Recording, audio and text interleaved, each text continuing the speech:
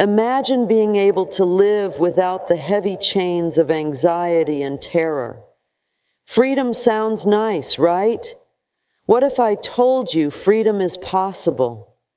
Fear and anxiety are unfortunately inevitable parts of the human experience that everyone must face at some point in their lives. While occasional fear and nervousness in response to genuine threats are normal, persistent, and excessive, fear, worry, and avoidance behaviors cross the line into a domain that limits one's potential and capacity to live life fully. Most psychologists assert that anxiety disorders and hindering fears take root in childhood and are shaped by both genetics and upbringing. Traumatic or negative experiences in childhood, such as abuse, neglect, loss of loved ones, or even overprotective parenting, can plant the seeds of deep-seated fears or irrational vigilance against perceived threats. Additionally, growing up in a household where parents or other family members model excessive worry and risk avoidance themselves can teach children to view the world through a lens of fear. Beyond upbringing, researchers propose that inheritable traits like temperament help determine how predisposed one is to anxious thinking patterns and the fight or flight response. When fears reach a level that they constrict rather than protect, it becomes critical to understand their origins in one's upbringing and biology in order to mitigate their control over one's life. Knowledge of where your personal fears stem from is power, as it allows you to better identify irrational or exaggerated fears that warrant challenging. One of the most common thinking traps that exacerbate fear and anxiety is known as catastrophic thinking or catastrophizing. This term refers to an irrational cognitive distortion where one's mind exaggerates the odds and magnitude of a possible negative outcome. For example, someone afraid of flying may fixate on the slim chance the plane could crash, while ignoring the astronomical odds of arriving safely at their destination. Or someone nervous about a work presentation may envision themselves embarrassingly fumbling or going blank, when in reality a small mistake would likely go unnoticed. When anxiety runs high, it's easy to fall into absolute thinking like, what if the worst case scenario happens? Without rationally assessing the probability. Catastrophic thinking fuels excessive fear responses by making threats seem imminent and disastrous. Learning to recognize when your thoughts are spiraling in this unproductive direction is imperative. Once aware, you can challenge the rationality of your fears by looking at evidence and statistics, seeking alternative perspectives, and interrogating your catastrophic predictions. What is the likelihood the disastrous outcome would actually happen? If it did happen, what would the realistic consequences be? Could you cope or recover? Returning to rational thinking rather than emotionally driven rumination helps circumvent the cycle of irrational fear. Remind yourself that while negative outcomes are possible in life, the most extreme worst case is rarely the most probable result. Reframing anxious thoughts leads to more balanced, realistic expectations. Fear and anxiety have an unfortunate ability to distort our thinking and cause us to engage in catastrophic thoughts about potential future outcomes. When in the grip of anxiety about an impending situation, whether it be a work presentation, medical procedure, financial decision, or any number of scenarios, our minds often take a turn down an irrational path where we exaggerate the likelihood of disaster. We play out an imaginary scenario where the worst possible outcome happens, ignoring much more probable positive outcomes. For example, when nervous about an upcoming speech, our thoughts narrow in on visions of ourselves as standing mute on stage, unable to recall the content, eliciting awkward silence and judgmental looks from the audience.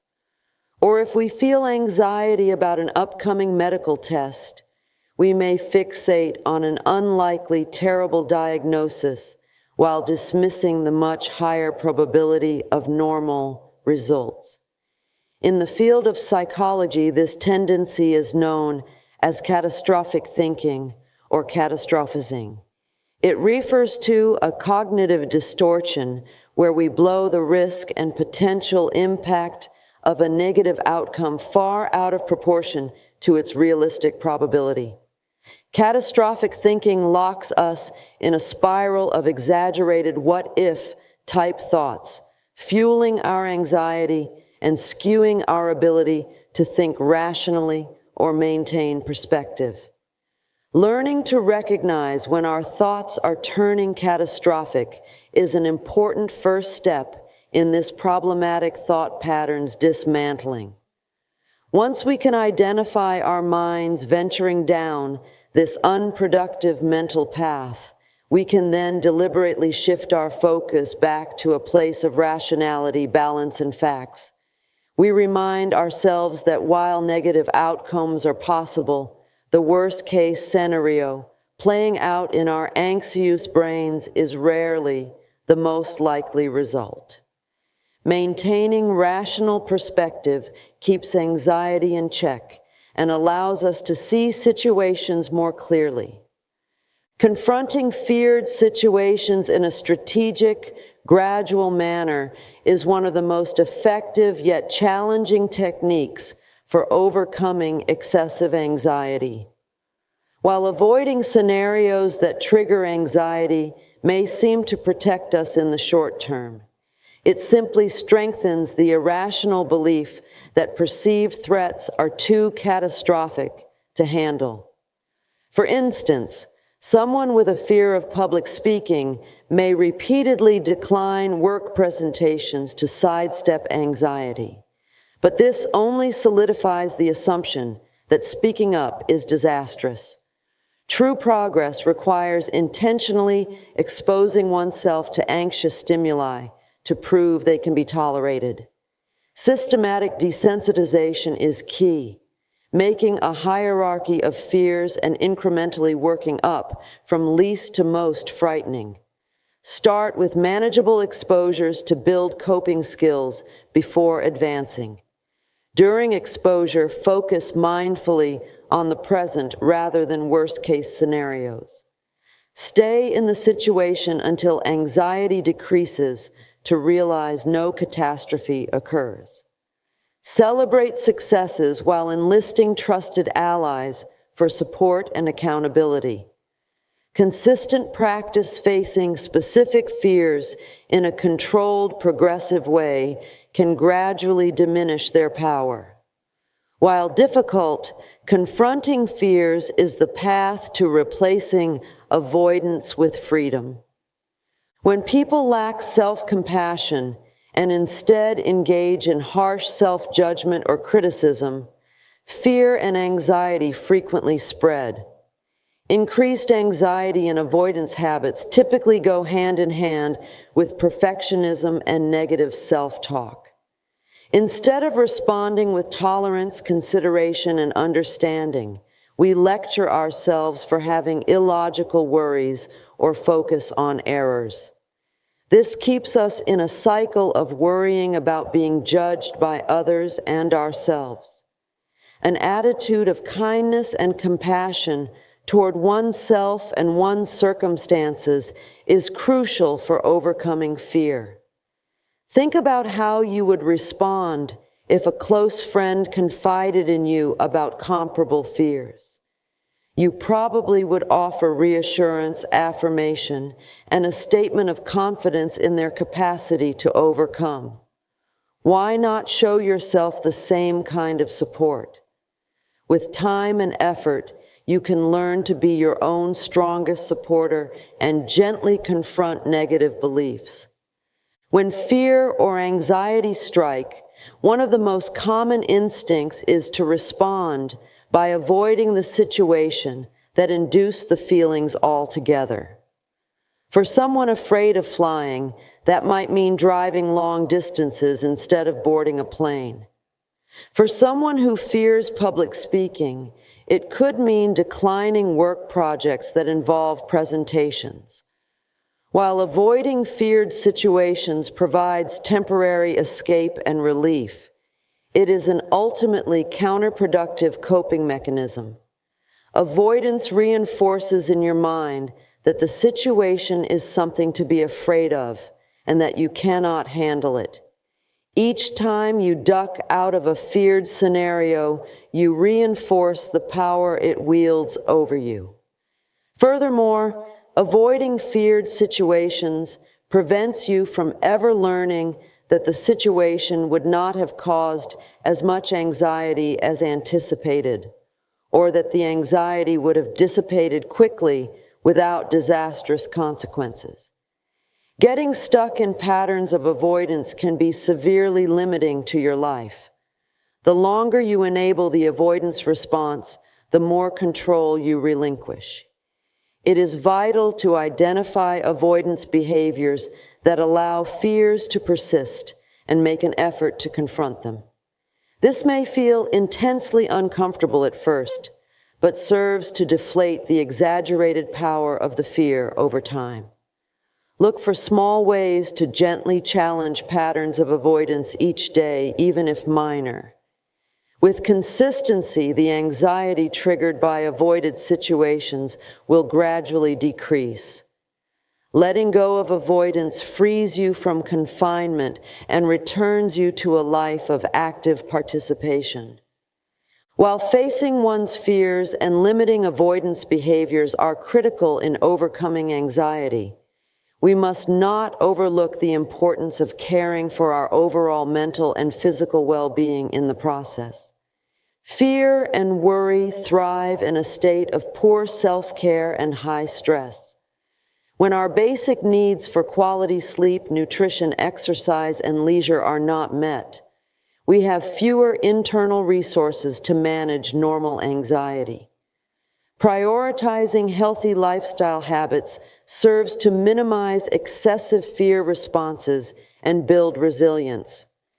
Be sure you are getting 7 to 9 hours of quality sleep per night, as sleep deprivation exacerbates anxiety. Eat a balanced diet high in fruits, vegetables, and anti-inflammatory foods to support emotional regulation.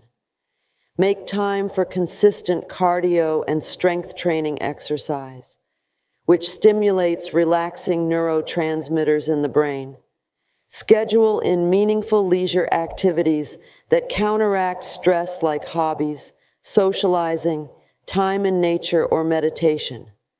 Consider reducing non-essential obligations from your schedule if it feels overcrowded. While we all have busy lives, regular self-care helps replenish your mind and body to take on daily stressors from a place of greater calm. If feelings of anxiety or fear feel pervasive, improving nutrition, exercising more, sleeping better, and making time for fun will help stabilize your emotions and equip you to confront fears from a strengthened mental state. Be patient with yourself in the process. Reframing thoughts of dread as exhilaration includes making a powerful mental shift that can reduce anxiety. Contrary to popular belief, the physiological responses of the body to excitement and anxiety are very similar and include elevated heart rate, an adrenaline surge, sweaty palms, and sharpened focus. The difference is in the cognitive meaning we give to these feelings. We want to avoid and flee when we see the heightened state as anxiety. But when the same physiological arousal is reframed as enthusiasm, it inspires open communication and positive curiosity. For instance, a speaker who is anxious about giving a speech could interpret trembling hands and a racing heart as indicators of a desire to share their expertise rather than panic. Pre-presentation anxiety can be changed to excitement, which makes the feelings much less frightening. Anxiety can be reassessed with deliberate practice. With support rather than alone, facing concerns and controlling anxiety typically proves more attainable. When feeling overwhelmed but determined to move forward, enlisting the help of dependable friends, family, or professionals can be of great assistance. Being alone makes anxiety worse, yet talking about problems makes people feel better. By confiding in a sympathetic confidant, you can benefit from their fresh insights and inspiration to keep going. Allow friends to follow your progress and recognize each accomplishment, no matter how tiny. Ask a reliable ally to go with you to feared situations while taking significant actions, such as your first speech or a flight after a long absence.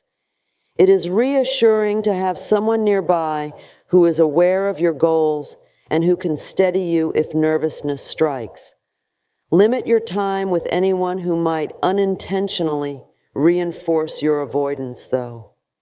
Getting expert advice from a therapist experienced in treating anxiety can provide additional accountability, tools, and insights on your journey. The path to overcoming ingrained anxieties or exaggerated anxiety is not usually a straight, simple, or quick one. It requires commitment, courage, and compassion for oneself to break these patterns despite all the ups and downs. But for everyone who keeps showing up to face what terrifies them, minute by minute, day by day, emancipation from the constraints of fear is achievable. Persistence will lead to progress. You deserve to live the life you desire, free from the burden of anxiety. Hold on to your hope. Your turn. Which tactics in this video spoke to you the most? Did any part or lesson in particular assist you change how you looked at your fears? What obstacles or victories have you faced on your personal path through fear? Please share your thoughts and let's continue the discussion.